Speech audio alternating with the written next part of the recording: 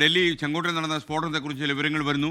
ജെയ്ഷെ മുഹമ്മദിന് അപ്പുറം കൂടുതൽ ഭീകര സംഘടനകൾ ഇതിൽ പങ്കുണ്ട് എന്ന കാര്യങ്ങൾ വരുന്നുണ്ട്. വൈറ്റ് കോളർ ഭീകര സംഘത്തിന് രാജ്യവ്യാപക ബന്ധമുള്ളതായും അന്വേഷണ സംഘത്തിന് സൂചന ലഭിക്കുന്നു. സ്ലീപ്പർ സെല്ലുകൾ കേന്ദ്രീകരിച്ച് രാജ്യവ്യാപക അന്വേഷണം ആരംഭിച്ചിട്ടുണ്ട്.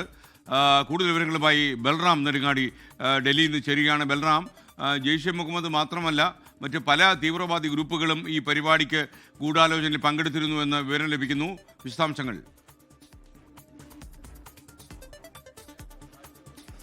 എസ്കെൻ, ഈ ഡൽഹിയിൽ നടന്ന സ്ഫോടനം ഇതുമായി ബന്ധപ്പെട്ട ജെയ്ഷെ മുഹമ്മദ് എന്ന ഭീകര സംഘടനയുമായി ബന്ധപ്പെട്ട ഈ റാഡിക്കൽ ഡോക്ടേഴ്സ് അഥവാ വൈറ്റ് കോളർ ഭീകര സംഘടനയാണ് ഇതിന് പിന്നിൽ പ്രവർത്തിച്ചത് എന്ന വിവരം കഴിഞ്ഞ ദിവസങ്ങളിൽ തന്നെ ആദ്യ മണിക്കൂറുകളിൽ നടത്തിയ അന്വേഷണത്തിൽ തന്നെ പുറത്തു വന്നിരുന്നു. ഇതിൽ ജെയ്ഷെ മുഹമ്മദ് എന്ന ഭീകര സംഘടനയുമായി ഈ ഡോക്ടേഴ്സ് അടക്കമുള്ള സംഘത്തിന് പങ്കുള്ളതായി, ഇവർക്ക് ബന്ധമുള്ളതായുള്ള വിവരങ്ങളും അന്വേഷണ ഏജൻസികൾക്ക് ലഭിച്ചിരുന്നു. എന്നാൽ അതിനപ്പുറത്തേക്ക് മറ്റു ചില ഭീകര സംഘടനകൾ കൂടി ഈ ഒരു ആസൂത്രണ പദ്ധതിയിൽ പങ്കുണ്ട് എന്ന സൂചനകളാണ് ഏറ്റവും ഒടുവിൽ ലഭിച്ചിരിക്കുന്നത്.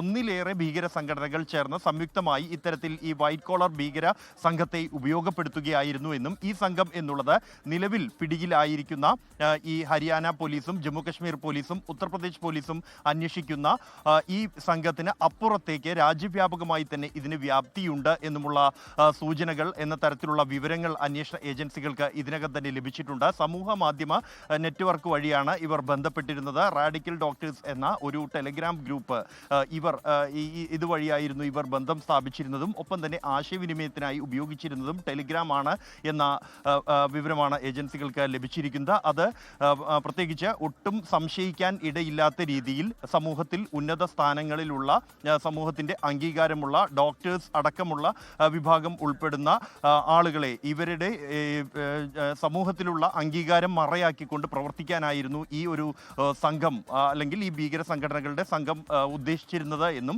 ഇതിന് മറ്റിടങ്ങളിലേക്കും പങ്കുണ്ട് എന്നുമുള്ള സൂചനകളാണ് ലഭിച്ചിരിക്കുന്നത്. ഇതിലുള്ള അന്വേഷണം ഊർജിതമായി തന്നെ പുരോഗമിക്കുകയാണ്. പ്രത്യേകിച്ച് ജമ്മു കശ്മീരിൽ മാത്രം ഇന്ന് 230 ഇടങ്ങളിൽ റെയ്ഡ് നടത്തുന്നുണ്ട്. അത് ഭീകരവാദ ഫണ്ടിങ്ങുമായി ബന്ധപ്പെട്ട ഈ ഭീകരർക്ക് സാമ്പത്തിക സഹായം എത്തിക്കുന്നതുമായി ബന്ധപ്പെട്ടുള്ള റെയ്ഡാണ് ഇപ്പോൾ പുരോഗമിക്കുന്നത്. അതേസമയം ഡൽഹി സ്ഫോടനവുമായി ബന്ധപ്പെട്ട ഉള്ള അന്വേഷണവും ഊർജിതമായി തന്നെ പുരോഗമിക്കുന്നു.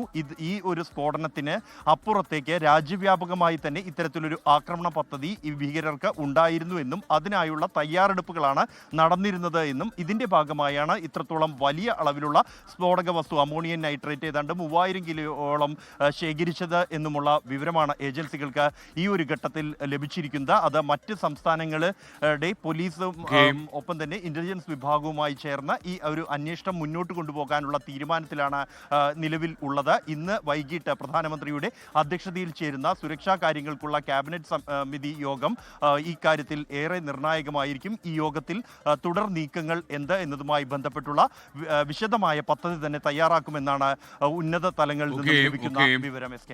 ബൽറാം നെടുങ്ങാടിയാണ് വിവരങ്ങൾ നൽകിയത്. എന്നാലും കൂടുതൽ തീവ്രവാദ ഗ്രൂപ്പുകൾ ഡൽഹി സ്ഫോടനത്തിൽ ഉൾപ്പെട്ടിട്ടുണ്ട് എന്ന രീതിയിലുള്ള വാർത്തകളാണ് വരുന്നത്. ലോകത്തെവിടെയായാലും ഏത് സമയത്തും 24 വാർത്തകളും ഓഗ്മെന്റഡ് റിയാലിറ്റി പാക്കേജുകളും എക്സ്പ്ലെയിനറുകളും വിശദമായി കാണാൻ ഞങ്ങളുടെ യൂട്യൂബ് ചാനൽ നിങ്ങൾക്ക് സബ്സ്ക്രൈബ് ചെയ്യാം.